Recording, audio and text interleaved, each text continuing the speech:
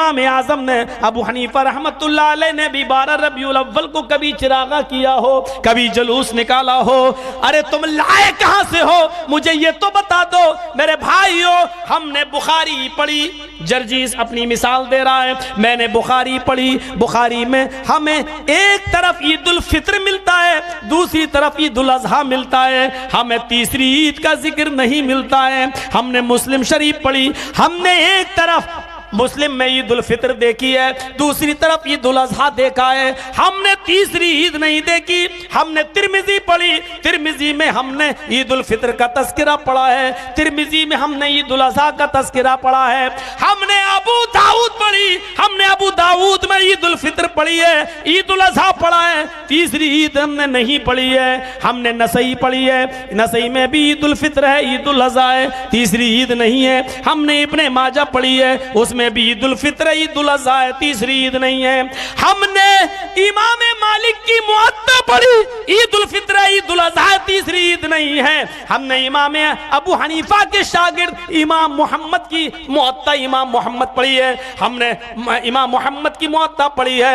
हमने उसके अंदर भी दो ही ईदें देखी, ईद उल फित्र देखी, ईद उल अज़हा देखी है, हमने तीसरी ईद नहीं देखी। हमने इमाम अहमद की मुस्नद अहमद पढ़ी है, हमने ईद उल फित्र देखी, ईद उल अज़हा देखी है। ये तीसरी ईद, ईद मीलादुन नबी तुम कहां से लाए हो? हमने 10 साल मौलवियत में खंगाल डाले, छान डाले, हमें हदीस की किसी किताब के अंदर ना ईद मीलादुन नबी के नाम पर कोई ईद नहीं मिलती है। ये तीसरी ईद तुम लाए हो तो कहां से लाए हो, मुझे बताओ जरा, हम भी तो देखें कहां से लाए हो। हमें तो तीसरी ईद का कहीं जिक्र ही नहीं मिला। अब सुन लो, ना अबू बकर ने मनाई, ना उमर ने, ना उस्मान ने, ना अली ने, ना अब्दुल कादिर जीलानी ने, ना अबू हनीफा रहमतुल्लाह अलैह ने, ना हदीस की किसी किताब में। लेकिन जिस दिन तुम जश्न मनाते हो, खुशी मनाते हो, उस दिन की तारीख हमसे लो। 12 तारीख नबी अकरम अल्लाह को प्यारे हो गए।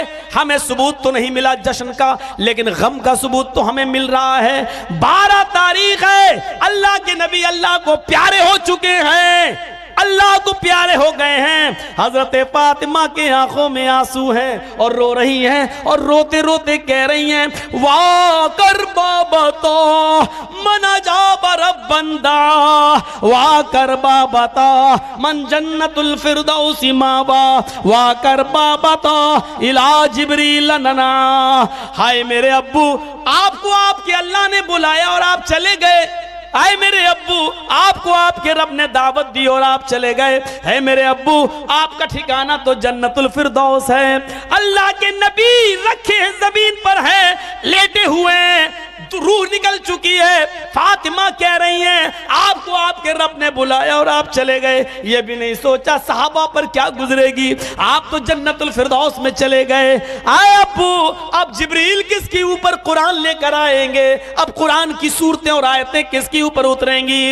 इला जिब्रील नना, मैं जिब्रील को बुलाती हूँ और आपके बारे में बताती हूँ। अब साहिब कुरान इस दुनिया में न रहा, अब कुरान लेकर मत आना, अब कुरान लेकर मत आना।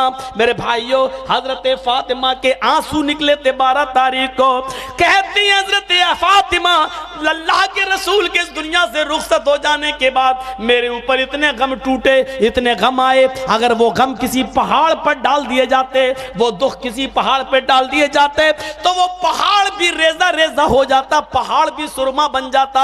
ये 12 रबीउल अव्वल को हजरत फातिमा के गम का हाल है, जिस दिन हजरत फातिमा रो रही हैं और उस दिन तुम जश्न मना रहे हो। 12 रबीउल अव्वल को खुशियां मना रहे हो। ये दिन अगर खुशी का है तो ये दिन गम का भी दिन है, क्योंकि आज ही के दिन यानी 12 तारीख को अल्लाह का प्यारा नबी अल्लाह को प्यारा भी हुआ है, इस दुनिया से रुखसत भी हुआ है, अल्लाह ने उसको अपने पास बुलाया भी है, कायनात को रोशन करने वाला सूरज गुरूब भी हुआ है।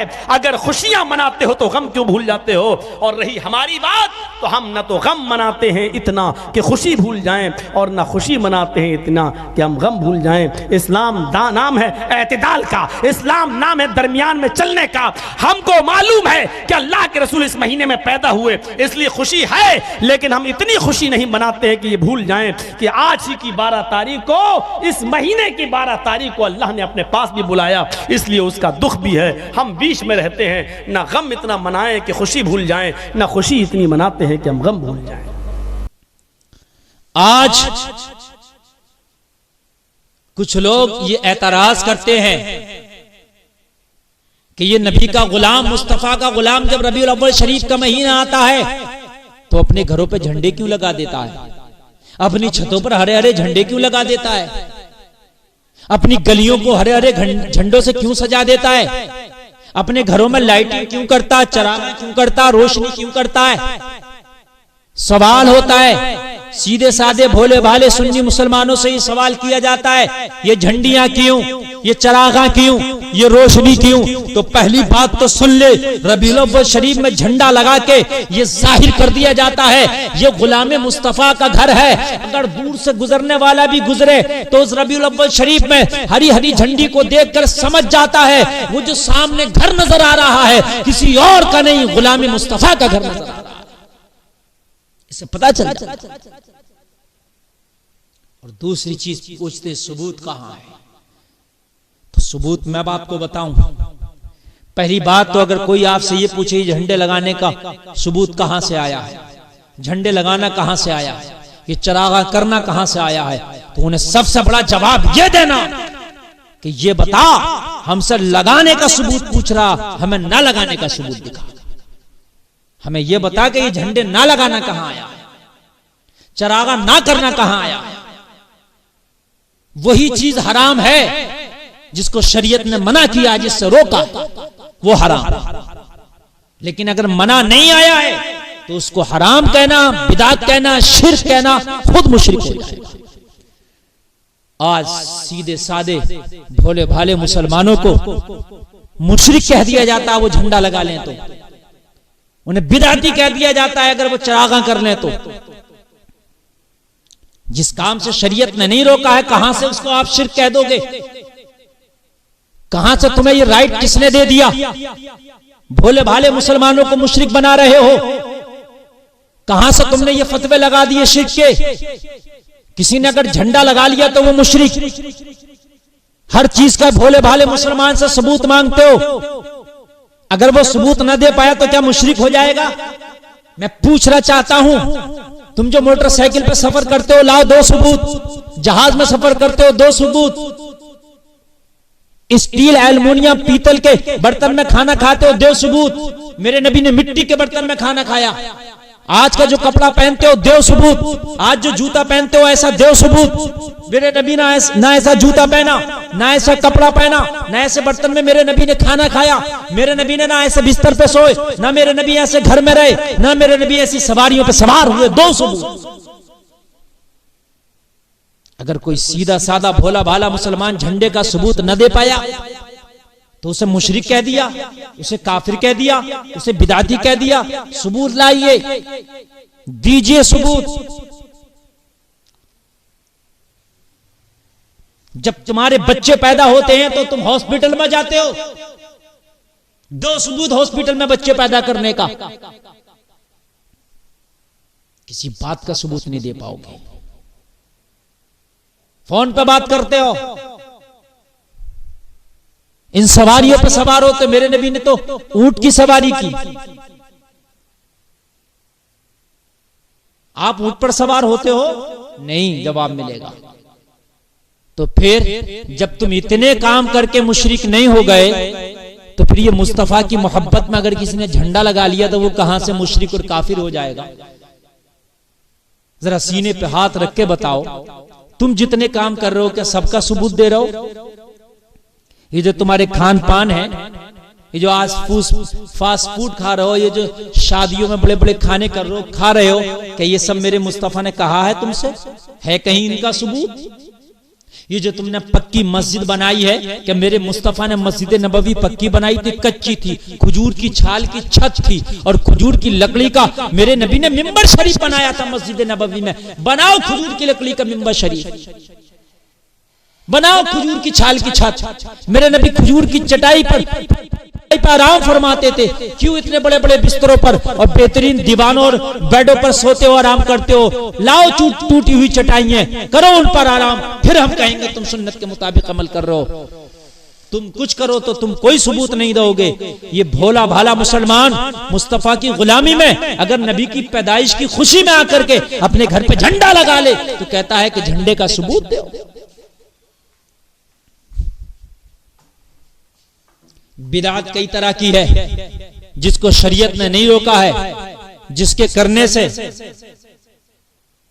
करने से नबी की मोहब्बत में इजाफा हो, जिसके करने से सुकून मिले जो है इबादत करने में, या दीन का काम जिसकी वजह से आसान हो जाए, वो बिदअत अच्छी बिदअत है, बिदअत हसना है। वो पक्की मस्जिद हो, चाहे पक्की मस्जिद बनाना भी बिदअत है, मगर ये बिदअत हसना है। आज का जो कुरान है, ये कुरान मुस्तफा के जमाने में नहीं था। मुस्तफा के जमाने में कुरान हिरन की खाल पे लिखा हुआ, कहीं पत्थर पे लिखा हुआ, कहीं हड्डी पे लिखा हुआ, इस तरीके का कुरान था। लेकिन आज जो एक नुस्खा कागज पे लिखा हुआ आपको नजर आता है 30 पारों की शक्ल में, एक जगह जाके आप हदिया करा लेते हो, इस तरह का नुस्खा मुस्तफा के जमाने में नहीं था। फिर ये वाला कुरान का हदिया कराना और फिर ये वाला कुरान भी आज के जमाने में तुम्हारे नुक्ते नजर से बिदअत हो जाएगा। अल्फाज तो वही है अल्हम्दुलिल्लाह कुरान के, लेकिन ये नुस्खा जो बाज़ाब्ता तौर से छपा हुआ है कागज पे, छपा ये कागज नहीं था उस जमाने में, हिरन की खाल पे, हड्डी पर, कहीं ठिकड़ी पर ये लिखा हुआ था। हजरत उस्मान ने इसको जमा किया। किस किस चीज पर आप हमें सबूत दोगे? और रही बात सबूत की, तो जब मेरे नबी तशरीफ लाए तो हजरत जिब्रील को रब ने हुक्म दिया कि एक झंडा मशरिक में गाड़ो, एक मगरिब में गाड़ो और एक काबा की छत पर गाड़ो। हजरत जिब्रील आए, मेरे नबी की पैदाइश की खुशी में काबा की छत पर झंडा लगा लिया। अब गुलफाम को कह लेने दिया जाए कि जब नबी तशरीफ लाए तो जिब्रील के जरिए मुस्तफा की पैदाइश की खुशी में रब अपने घर की छत पर झंडा लगवा रहा है, काबा की छत पर जिब्रील झंडा लगवा रहा है। अल्लाह अकबर। अब अपने घरों पर झंडा लगाना ये किसी और की नहीं, ये जिब्रील की सुन्नत है। मुस्तफा की पैदाइश की खुशी में खाना खुदा पर जिब्रील ने झंडा गाड़ा था, और आज हम 12 रबीउल अव्वल शरीफ आती है तो अपने घरों की छत पर झंडा गाड़ते हैं।